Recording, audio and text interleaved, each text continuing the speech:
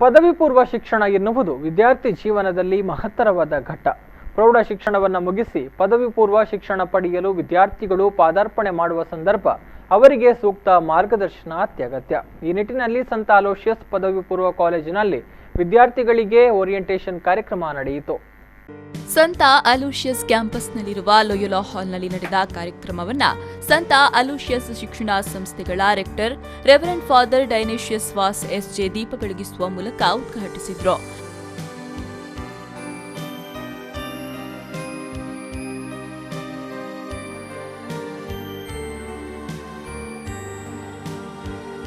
ಈ ಸಂದರ್ಭ ಮಾತನಾಡಿದ ಅವರು, ಶಿಕ್ಷಣವೆಂದರೆ ಕೇವಲ ಉದ್ಯೋಗದ ಅನ್ವೇಷಣೆಯಲ್ಲ, ಮೌಲ್ಯವರ್ಧನೆ ಜೊತೆಗೆ ಸಾಮಾಜಿಕ ಪರಿವರ್ತನೆಯ ಗುರಿಯೊಂದಿಗೆ ಕನಸನ್ನ ಬದುಕಾಗಿಸುವುದೇ ಶಿಕ್ಷಣ.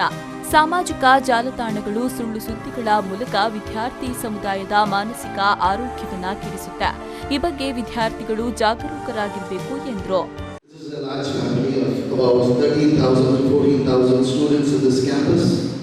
And you will be about 4,000 students in the PUC. So it's a large campus with plenty of students. I want to welcome each one of you and have a great time here, developing your competencies, your character and your concern for each other and for society. It was Martin Luther King Jr. who said the function of education is to teach one to think intensively and to think critically. Intelligence plus character. That is the goal of true education. All Jesuit education has three aspects of our life. ಈ ಸಂದರ್ಭ ಸಂತ Aloysius ಪದವಿ ಪೂರ್ವ ಕಾಲೇಜಿನ ಪ್ರಾಂಶುಪಾಲರಾದ reverend father Clifford Sequeira SJ ಮಾತನಾಡಿ, ದೇಶದ ವಿವಿಧ ಕಡೆಗಳಿಂದ ಬಂದ ಪ್ರತಿಭೆಗಳು ನೀವು. ಜಾತಿ, ಮತ, ಧರ್ಮಗಳ ಭೇದವಿಲ್ಲದೆ ಮಾನವೀಯ ಮೌಲ್ಯಗಳ ಶಿಕ್ಷಣವನ್ನ ಈ ಸಂಸ್ಥೆಯಲ್ಲಿ ಪಡೆಯಲಿದ್ದೀರಿ. ಆಧುನಿಕ ಶಿಕ್ಷಣದೊಂದಿಗೆ ಸಮಾಜ ಕಟ್ಟುವ ಮೌಲ್ಯಯುತ ಶಿಕ್ಷಣದ ಕಲಿಕೆ ನಿಮ್ಮದಾಗಲಿ ಎಂದು ಶುಭ ಹಾರೈಸಿದ್ರು.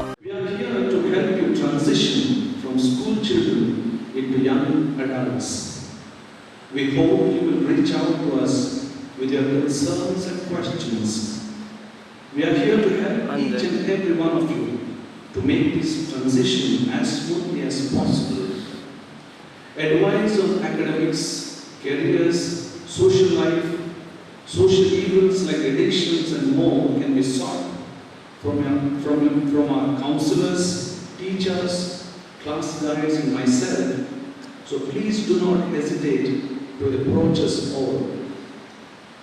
I urge you to use your time wisely, investing in extra and co-curricular activities, sports, music and so on. ಬಳಿಕ ಕಾಲೇಜಿನ ಉಪಪ್ರಾಂಶುಪಾಲರಾದ ಶಾರ್ಲೆಟ್ ಡಿಸೋಜಾ ಅವರು ಕಾಲೇಜಿನ ನಿಯಮಾವಳಿಯ ನಿರ್ದೇಶನವನ್ನ ವಿಭಿನ್ನವಾಗಿ ವಿದ್ಯಾರ್ಥಿಗಳಿಗೆ ಮನವರಿಕೆ ಮಾಡಿದರು. ಇದೇ ಸಂದರ್ಭದಲ್ಲಿ 2018-19 ಸಾಲಿನ ದ್ವಿತೀಯ ಪಿಯುಸಿ ಪರೀಕ್ಷೆಯಲ್ಲಿ ಅತಿ ಹೆಚ್ಚು ಅಂಕ ಗಳಿಸಿದ ವಿದ್ಯಾರ್ಥಿಗಳನ್ನು ಗುರುತಿಸಿ ಗೌರವಿಸಲಾಯಿತು. ಕಾರ್ಯಕ್ರಮದಲ್ಲಿ ಉಪಪ್ರಾಂಶುಪಾಲರಾದ ಮುರಳೀಕೃಷ್ಣ, ಡೀನ್ಗಳಾದ ಡಾ ಗಣೇಶ್ ಅಮೀನ್, ಡಾ ಪ್ರದೀಪ್ ಎಂ, ಶ್ರೀಮತಿ ಕಿರಣ್ ಶೆಟ್ಟಿ ವೇದಿಕೆಯಲ್ಲಿ ಉಪಸ್ಥಿತರಿದ್ದರು. ಆದಿತ್ಯ ರಾವ್, ವಿ4 ನ್ಯೂಸ್ 24/7 ಮಂಗಳೂರು.